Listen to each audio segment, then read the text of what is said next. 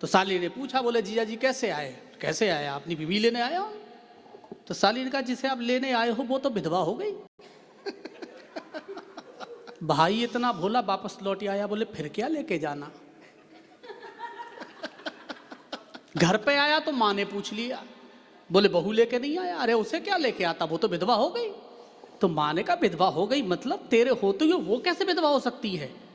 तो उसने कहा, क्यों, मेरे रहते हुए तू कैसे विधवा हो गई? और कानपुर वालों, अगली बात पर अगर तालियां रोक सको तो बताना, वरना एक बार महोत्सव करना तालियों का। माँ ने माथा ठोका, बोले नालायक, मैं तो इसलिए विधवा हो गई कि तेरा बाप मर गया था। उसने कहा, हो सकता है उसका भी बाप मर गया हो। तो इतने बोले भी मत बनिए भाई। बहुत बढ़िया, वाह।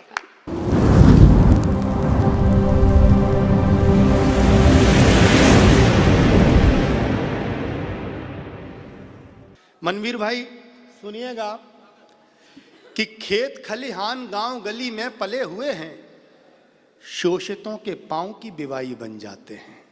कानपुर वाले सुनना कि खेत खलिहान गांव गली में पले हुए हैं, शोषितों के पांव की बिवाई बन जाते हैं। शाम को कभी जो यार दोस्तों में बैठते हैं, हरिवंश राय की रुबाई बन जाते हैं। हरिवंश राय की रुबाई बन जाते हैं तो घर में कभी जो कष्ट दीख पड़ता किसी पे, पूरे परिवार की दवाई बन जाते हैं। किंतु कोई देश पे निगाह टेढ़ी डाल दे तो सारा काम छोड़ के सिपाही बन जाते हैं। जिसने कविता की पताका उठाकर पूरे हिंदुस्तान और हिंदुस्तान के बाहर अपनी ओजस्वी कविता का रंग सबके दिलों में भरा, ऐसा मथुरा कृष्ण की नगरी का मनवीर मधुर हमारे बीच में है। राजस्थान एसोसिएशन में पहली बार आपने उसको बुलाया है और मैं ये दावा करता हूं कि मनवीर मधुर को सुनने के बाद कोई ऐसा आदमी नहीं बचेगा जो दोनों हाथ उठाकर उसको, उसके सम्मान में तालियां ना बजाए। बहुत जोरदार तालियों से मनवीर मधुर को आमंत्रित करें।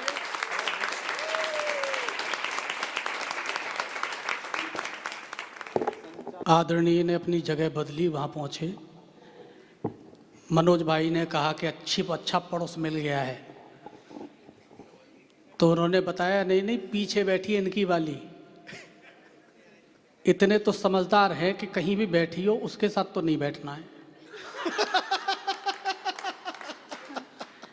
मेरा मथुरा में एक दोस्त है मनीष चतुर्वेदी, बेहद भोला। होली पे आ गया मेरे पास, बोले भाई साहब त्योहार आ रहा है, सोच रहा हूं बीवी ले आऊं। तो मैंने कहा किसकी? अरे बोले अपनी। तो मैंने कहा अपनी लानी है तो पूछ क्या रहा है, ले आ। अच्छा वो ससुराल चला गया, सालियां कुएं पे पानी भर रही थी। एक साली ने देखा, जीजा जी ये भोले हैं, मजाक कर लो। तो साली ने पूछा, बोले जीजा जी कैसे आए? कैसे आए? अपनी बीवी लेने आया हो? तो साली ने कहा, जिसे आप लेने आए हो वो तो विधवा हो गई।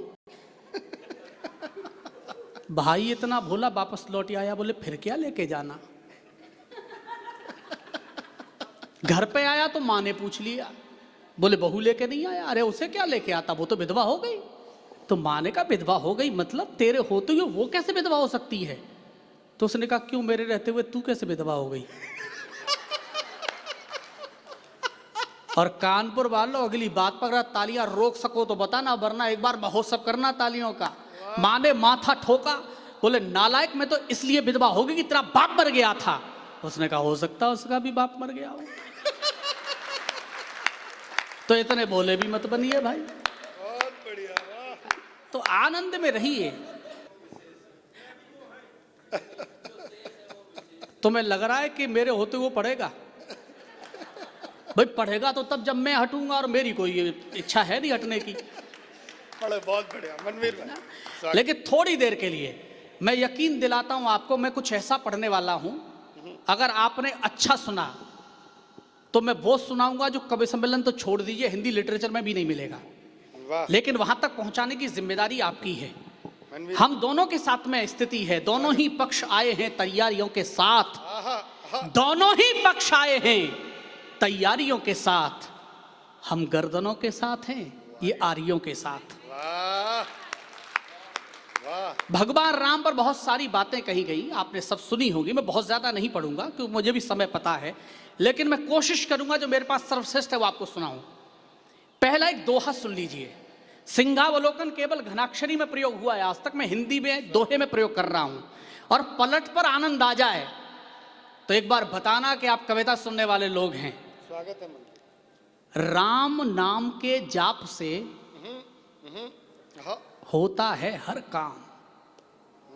और कानपुर वालों, अगली पलट पर अगर उछल जाओ, रोमांच पैदा हो तो तालियां उठाना। राम नाम के जाप से होता है हर काम, हर काम। काम अगर मन में बसा, पा न सकोगे राम। उत्सव महोत्सव कभी भी खामोशी के साथ नहीं मनाया जाता, आनंद के साथ मनाया जाता है, उमंग के साथ मनाया जाता है, जोश के साथ मनाया जाता है। तो थोड़ी देर के लिए ताल दीजिएगा। राम मंदिर बना, बहुत लोगों ने विरोध किया, मंदिर नहीं गए। कुछ लोग जो समर्थक थे उनका कहना यह तो ये तो रावण है जो राम का विरोध कर रहे हैं। एक कवि क्या बोलता है, अपने अंदर झांकिए और कविता सुनिए। मैं आपको 4 पंक्तियां निवेदन करता हूं, और ताल देंगे तो मुझे अच्छा लगेगा। मैं निवेदन करता हूं, सुने। कि स्वार्थ सोच में घर कर ले तो जीवन रण हो जाता है। ऐसे महोत्सव बनाते हैं। स्वार्थ सोच में घर कर ले तो जीवन रण हो जाता है। अपने ही विपरीत धरा का तब कण कण हो जाता है। अपने ही विपरीत धरा का तब कण कण हो जाता है। और सुनना पंक्तियां, अपने ही विपरीत धरा का तब कण कण हो जाता है। ज्ञान बाहुबल या फिर साहस कुछ भी काम नहीं आता। सनातन जीने वाले हैं आप, इस बार आकाशवर तालियां उठाना। एक पंक्ति में बताता हूं कविता क्या होती है। कि ज्ञान बाहुबल या फिर साहस कुछ भी काम नहीं आता। मन में राम नहीं हो तो ये तन रावण हो जाता है। मन में राम नहीं हो तो ये तन रावण हो जाता है। अच्छा लगा? तो एक बात तालियों के साथ बताइए पीछे तक। लोग कहते हैं अरे ये राम का नाम नहीं ले। आप चाहते क्यों कि हर व्यक्ति राम का नाम ले? 4 पंक्तियां सुनिए, अच्छी लगे तो बताइए। कि मन में राम नहीं हो तो ये तन रावण हो जाता है। जिसकी जिह्वा शुद्ध वही तो राम नाम गा सकता है। उठाइए तालियां एक बार। जिसकी जिह्वा शुद्ध वही तो राम नाम गा सकता है। किसी पाप घट में बोलो ये भाव कहाँ आ सकता है। किसी पाप घट में, उठाइए तालियां एक बार, आनंद करिए। किसी पाप घट में बोलो ये भाव कहाँ आ सकता है। भले विरोधी या कि नास्तिक बनना, लेकिन याद रहे जो विरोध करते हैं भगवान श्री राम का, उनके लिए मैं चाहता हूं आपकी तालियां उनके कानों पर तमाचे के रूप में पड़ जाएं यहां से। जिसकी जिह्वा शुद्ध वही तो राम नाम गा सकता है। किसी पाप घट में बोलो ये भाव कहाँ आ सकता है। भले विरोधी या कि नास्तिक बनना, लेकिन याद रहे बिना राम के तो रावण भी मोक्ष नहीं पा सकता है। बिना राम के तो रावण भी मोक्ष नहीं पा सकता है। हजारों बार आपने रामलीलाएं देखी होंगी, हजारों बार राम कथा सुनी होगी, लेकिन एक अलग तरीके से मैं बात कर रहा हूं और केवल यह कहना चाहता हूं, इस देश ने आजादी के 75-80 वर्षों में हमने देखा कि राम के अस्तित्व पर भी प्रश्न चिन्ह लगाया गया। लेकिन एक टिप्पणी कर रहा हूं, यह भी राम का निर्णय है। वे लोग जो भगवान श्री राम के अस्तित्व पर प्रश्न चिन्ह लगाते थे, आज वे अपना अस्तित्व ढूंढने के लिए मंदिर मंदिर भटक रहे हैं। बहुत बढ़िया, वाह। एक ने मुझसे कहा क्या अंतर है इस्लाम में और सनातन परंपरा में? आप प्रबुद्ध वर्ग के लोग बैठे हैं यहां पर, अगर मेरी बात अच्छी लगे तो मेरा समर्थन करना। मैंने कहा 2 शब्दों का अंतर समझिए। इस्लाम में और सनातन में अंतर क्या है? केवल 2 शब्दों का। मृत का और अमृत का। बोले क्या मतलब है इसका? मैंने कहा मतलब यह है तुम्हारे यहाँ जिहाद के नाम पर 72 हूरों के नाम पर मृत होना सिखाया जाता है, और आपके अंदर रोमांच पैदा हो, गर्व हो सनातन पर तो तालियां उठाना। आपके यहाँ जिहाद के नाम पर 72 हूरों के नाम पर मृत होना सिखाया जाता है, हमारे यहाँ सनातन परंपरा में मानव कल्याण के लिए अमृत होना सिखाया जाता है। बहुत बढ़िया, वाह, बहुत बढ़िया। पंक्तियां सुनना, अलग तरीके से बात कर रहा हूं। राम की भूमि पर हम राम का नाम नहीं लेंगे। 4 पंक्तियां सुनिए कि राम कृपा यदि हो जाए तो हृदय पुष्प खिल जाता है। उठाइए तालियां कि राम कृपा यदि हो जाए तो हृदय पुष्प खिल जाता है। घोर कष्ट भी हो जीवन में वो हंसकर झिल जाता है। घोर कष्ट भी हो जीवन में वो हंसकर झिल जाता है। पूरे मन से चाहा हो तो फिर दुश्मन का देश सही। यकीन कर रहा हूं इससे बेहतर शायद मैं कुछ न कह पाऊं, लेकिन अगर आपके अंदर तक उतर जाऊं तो तालियों का महोत्सव करना। आप पूरे मन से चाहा हो तो फिर दुश्मन का देश सही। राम भक्त को लंका में भी राम भक्त मिल जाता है।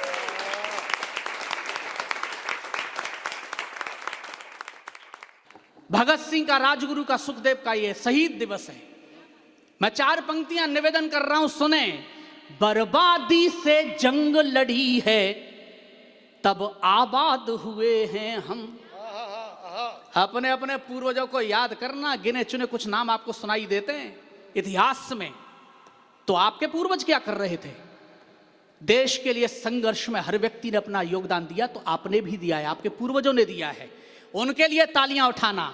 बर्बादी से जंग लड़ी है तब आबाद हुए हैं हम। रोम रोम में इनकलाब भर जिंदाबाद हुए हैं हम। रोम रोम में इनकलाब भर जिंदाबाद हुए हैं हम। तोड़ी सभी गुलामी की जंजीरें पर इस कारण से। उठाना तालियां। तोड़ी सभी गुलामी की जंजीरें पर इस कारण से। मिटे कई आजाद यहां पर तब आजाद हुए हैं हम। मिटे कई आजाद यहां पर तब आजाद हुए हैं हम। मैं योगेश्वर कृष्ण का वंशज हूं। 4 पंक्तियां निवेदन कर रहा हूं, अगर मथुरा की तरफ से जवाब मिले तो मुझे बताइएगा। विफल शास्त्र के हो जाने पर शस्त्र जगाना पड़ता है। विफल शास्त्र के हो जाने पर शस्त्र जगाना पड़ता है। यानी शांति दूत को भी फिर युद्ध रचाना पड़ता है। यानी शांति दूत को भी फिर युद्ध रचाना पड़ता है। जब अधर्म हावी हो जाए और धर्म सहमा सहमा, तब तब वंशी त्याग कृष्ण को चक्र उठाना पड़ता है। तब तब वंशी त्याग कृष्ण को चक्र उठाना पड़ता है। आजकल आपने देखा होगा सनातन परंपरा को लेकर बहुत सारी कविताएं भी चल रही है, बातचीत चल रही है। मैं सनातन परंपरा पर केवल एक मुक्तक पढ़ रहा हूं, और आपको लगे सच में यही है, और आपसे बेहतर कौन समझेगा। मैं 4 पंक्तियां निवेदन कर रहा हूं, इतिहास उठाकर पढ़ना। भारत कभी किसी पर आक्रमण करने वाला देश रहा ही नहीं। हमने कभी किसी पर आक्रमण नहीं किया, लेकिन अगर किसी ने हम पर आक्रमण किया तो हमने जवाब भी दिया है। मजबूरी में कभी जो युद्ध ठानना पड़ा, मजबूरी में कभी जो युद्ध ठानना पड़ा, सारे विश्व को हमारा लोहा मानना पड़ा। मजबूरी में कभी जो युद्ध ठानना पड़ा, आप चिंता मत करिए, मैं एक एक को भगा के जाऊंगा यहां से। मजबूरी में कभी जो युद्ध ठानना पड़ा, सारे विश्व को हमारा लोहा मानना पड़ा। जहां चाहा शत्रु के कदम रुकवा दिए, लाख पाक सैनिकों के शीश झुकवा दिए। बहुत बढ़िया मनवीर भाई। अगर त्रेता में मर्यादा पुरुषोत्तम भगवान श्री राम ने विभीषण के कहने के बावजूद लंका का अवध में विलय नहीं किया, लंका विभीषण को सौंपी, और उन्होंने कहा जननी जन्मभूमिश्च स्वर्गादप गरीयसी, तो स्वतंत्र भारत ने भी पूर्वी पाकिस्तान पर जीत हासिल करने के बावजूद नया देश बनाया, भारत में विलय नहीं किया। ये हमारी परंपरा है।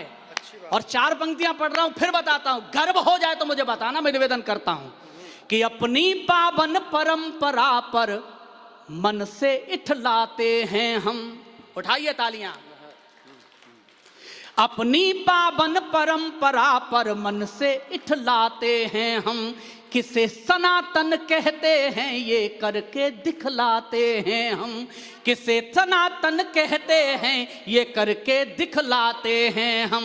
और 2 पंक्तियों में जवाब सुन लीजिए। शायद आपको अपनी परंपरा पर गर्व हो तो आकाश भर तालियां उठाना।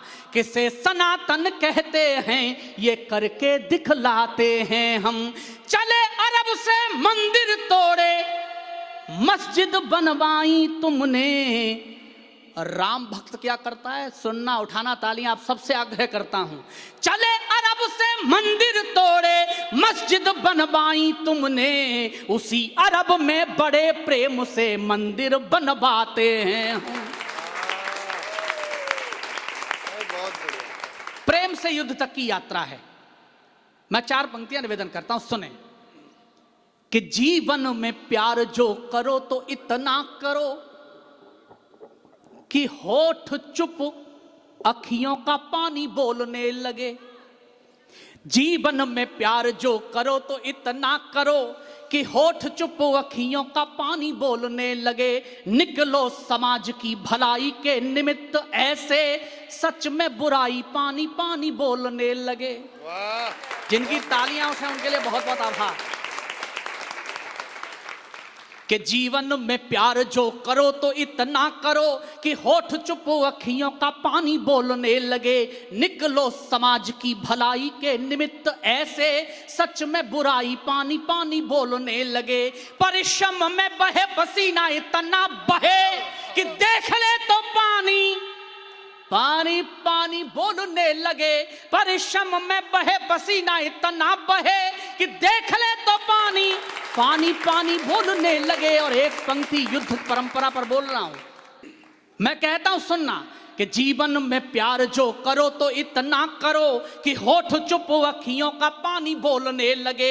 निकलो समाज की भलाई के निमित्त ऐसे, सच में बुराई पानी पानी बोलने लगे। परिश्रम में बहे पसीना इतना बहे कि देख ले तो पानी पानी पानी बोलने लगे। युद्ध लड़ना पड़े तो यूं लड़ो कि दुश्मन भी होके पानी पानी पानी पानी बोलने लगे। कि युद्ध लड़ना पड़े तो यूं लड़ो कि दुश्मन भी। अच्छा लगा तो एक बार तालियां उठा दीजिए। कि युद्ध लड़ना पड़े तो यूं लड़ो कि दुश्मन भी होके पानी पानी पानी पानी बोलने लगे। आइए तालियां बजाते रहिए। एक गीत का मुखड़ा सुन लीजिए कि जनगण मन देख रही दुनिया। उठाइए, रोमांच पैदा करिए अपने अंदर कि आप भारत में पैदा हुए। जनगण मन देख रही दुनिया, परिवर्तन देख रही दुनिया। जनगण मन देख रही दुनिया, परिवर्तन देख रही दुनिया। विषधर के मस्तक पर कान्हा का नर्तन देख रही दुनिया।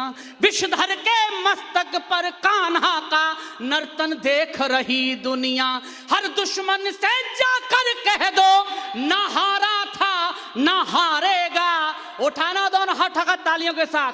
हर दुश्मन से जाकर कह दो ना हारा था ना हारेगा। ये नए दौर का भारत है, ये घर में घुस कर मारेगा। बहुत बढ़िया भाई, बहुत बढ़िया। ये नए दौर का भारत है, ये घर में घुस कर मारेगा। अंतिम छंद मैं विराम लेता हूं, अंतिम छंद सुन लीजिए। आजादी के बाद हमको पढ़ाया गया कि हम 1962 के युद्ध में चीन से हारे, लेकिन एक जानकारी मैं आपको देता हूं, अगर आपको पता है तो 1000 सैल्यूट मेरे आपके लिए। वरना गूगल पर सर्च करिए, किसी इतिहासकार से मिलिए, वो आपको बताएगा कि उसी 1962 के युद्ध में चीनी बॉर्डर पर चुशूल में एक चौकी है रेजांगला। आप गूगल पर सर्च करना, रेजांगला में भारत के केवल 124 बेटे तैनात थे, केवल 124 बेटे, जिनके पास हथियार पर्याप्त मात्रा में नहीं थे, जिनका संबंध भारत से कटा हुआ था। और चीन ने नियम के विरुद्ध 3000 सैनिकों के साथ सुबह 4 बजे उस चौकी पर हमला कर दिया। कानपुर वालों, अगर अपने बेटों पर गर्व हो तो तालियां उठाना उनके लिए। उन 124 बेटों में से 114 बेटे वहीं शहीद हुए और चीन के 1800 सैनिक मारे से मजबूर कर दिया सरेंडर करने के लिए। बहुत बढ़िया, वाह। ये हमारा इतिहास है। और आज हम आए दिन समाचार पत्रों में पढ़ते हैं चीन डोकलाम की तरफ आंखें गड़ाए हुए है। और मैं कई बार सोचता हूं जिसे खुद की आंख दिखाई नहीं देती वो हमारे तरफ गड़ाए हुए है। अच्छा, हाइट भी चीन में बहुत ज्यादा नहीं देख सकते, 3 फुट 5 इंच से ज्यादा हाइट का कोई योद्धा आपको चीन में मिलेगा नहीं, ढूंढ के देख लीजिए। और संयोग से अगर कोई मिल ही जाए तो हमको मान लेना चाहिए हमारे योद्धाओं का आना जाना लगा रहा होगा। लेकिन अंतिम पंक्तियां पढ़ता हूं, आप जितना आनंद ले सकते हैं, जितनी तालियां उठा सकते हैं उठाइएगा। मैं चीन को यहां से बताना चाहता हूं, 4 पंक्तियां अंतिम सुन लीजिए, मैं निवेदन करता हूं कि घुड़ की दिखाए किस बात का घमंड तुझे, हम तेरी ताकत को तोल के पी जाएंगे। हाय हाय हाय हाय हाय हाय हाय हाय, वाह। और अगली पंक्ति पर तो तालियां उठेंगी आपकी कि घुड़ की दिखाए किस बात का घमंड तुझे, हम तेरी ताकत को तोल के पी जाएंगे। हम हैं अमर जो शहादत का सोमरस, पीना भी पड़ा तो दिल खोल के पी जाएंगे। हम हैं अमर जो शहादत का सोमरस, पीना भी पड़ा तो दिल खोल के पी जाएंगे। हम नीलकंठ हैं उगलता जहर जो तू, हर हर महादेव बोल के पी जाएंगे। और जितना हंगामा कर सकते हैं करना, विदा करना कि हम नीलकंठ हैं उगलता जहर जो तू, हर हर महादेव बोल के पी जाएंगे। भारत से कभी टकराना नहीं चीन, यहाँ चाय वाले हैं जो चीनी घोल के पी जाएंगे।